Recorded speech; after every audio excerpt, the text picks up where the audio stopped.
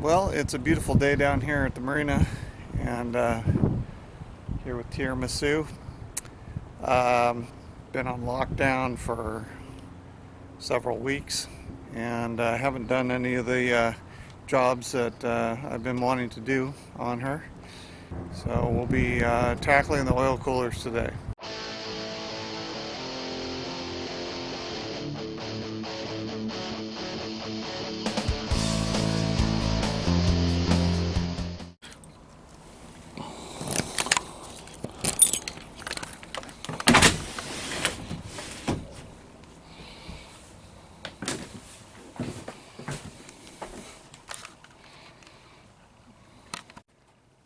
Everything looks in pretty good order here. I don't see any obvious issues of it leaking because it was raining. Oh my gosh, it was raining so much for the past couple of weeks. And all looks good. It smells good in here too, so that's good. Here's the oil coolers. We're going to be doing that today. Putting the oil coolers on. I'm going to wait and do the riser gaskets last and have my nephew Matt come down and help me with that. I need to get those exchanger end cap gaskets out. There they are.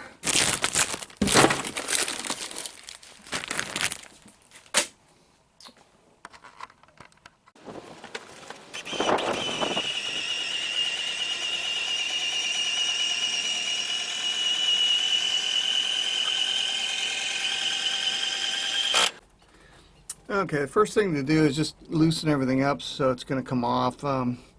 These bolts down here, I loosened them up with the impact, and so they're ready to go.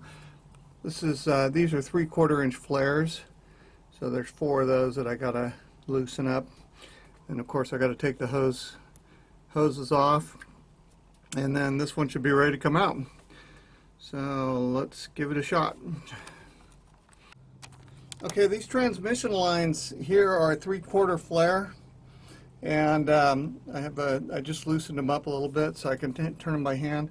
The oil ones, which are over here, they're slightly larger. So these are 5/8 flares here. So luckily my flare wrench is set for 5/8 on one side and 3/4 on the other. These hose clamps backed out. You know, there's this screw type here. I'm hesitant to reuse them when they do things like this, so I think I have some new ones in my stock. The top one for the transmission fluid, it didn't drain. The second one had a little bit in it, and it's drained out and it's fallen onto the oil absorbent pad down there. That should be an easy cleanup. That's probably the same thing that's going to happen with the oil side as well. So it's all ready to go. I just need to remove those 2 bolts out there, and she's going to come right out. So this is the port engine oil cooler, and it was the port engine that failed the engine oil analysis. So I'm trying to keep a lookout for anything that could cause problems there. Now, the analysis didn't say seawater, present. It said high potassium, which is a combusted seawater and antifreeze. So that's what generates that, according to the mechanic. And did a little research on it, and there's definitely support for that out there. So that's why we're doing this, but these exchangers definitely need to be changed. So okay, let's get the new one in on the port side and then start on the starboard.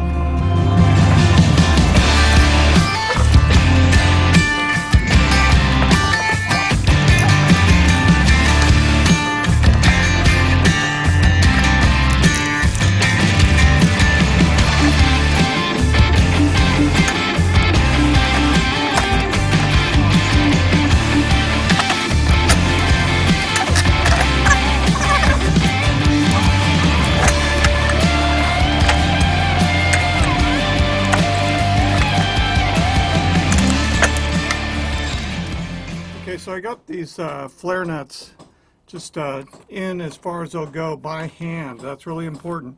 You don't want to, you know, screw these things up, because if you cross thread it, then you got a world of hurt. The oil ones are in. I haven't tightened them up yet. These ones are in hand tight, and then I'm going to snug them up with the flare wrench. That's important too. You always use a flare wrench on these things. Okay, I did notice one difference between the new ones and the old ones. Okay, the old ones have this straight bracket right here. You know, there's no cross bracing, or whatever you call that. And the new ones do. They have a cross brace right here in this little gap right here. Makes getting the nuts started a little bit more difficult, but not that bad. So overall, great fit. New one's in there, looks good. So this is the starboard one that I'm about to put on, and you can see here this cross brace that I'm talking about. It's not really in the. There we go. Yeah, this. Luckily, it didn't really keep me from putting on the nuts on the port one, but on the starboard one, it's going to be a little bit more difficult because this is mounted on the outboard side of the engine. So,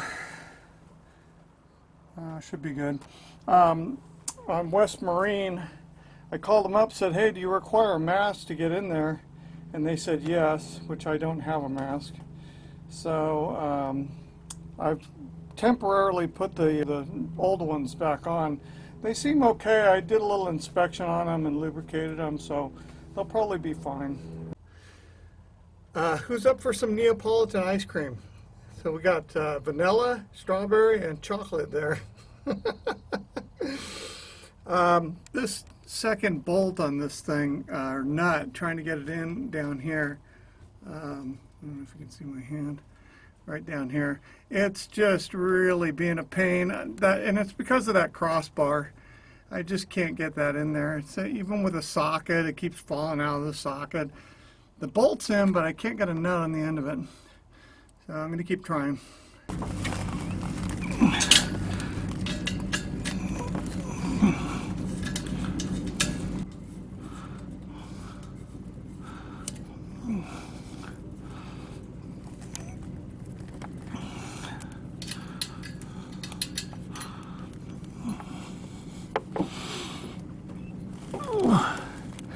Gotta get that bottom one. Ugh, that's gonna be a pain in the butt.